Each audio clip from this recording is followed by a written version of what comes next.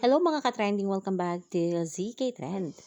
Sobrang pinagpala talaga itong ating Donnie at Belle. Hanggang ngayon nga ay hindi man pa rin ang dalawa. Lalong-lalo na nga itong ating Belinda, busy ito sa taping ay talaga namang marami pa rin itong events.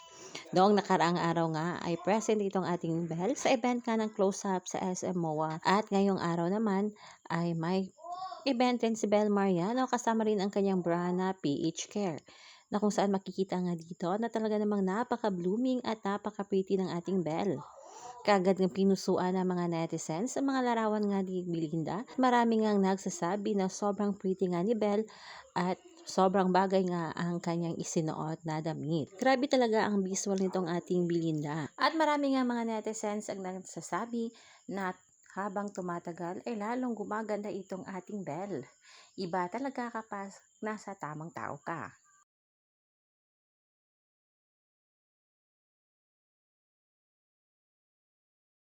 At bukasin mga kabablis ay may event rin ng ating Belinda kasama rin ang kanyang brand na Biogesic. Present nga bukas si Belle Mariano sa Smart Araneta Coliseum para sa event nga ng Biogesic. Grabe na talaga itong ating Belle, sunod-sunod nga ang kanyang mga ganap. Itong ating Donnie naman ay grabe rin ang kanyang mga endorsement at event. At sa katunayan nga ay pinag-uusapan na rin ang latest post nga ni Donnie kasama nga ang BYS brand rin na kanyang ini-endorso na kung saan ay makikita nga dito na talaga namang sobrang bagay itong ating Don Bell.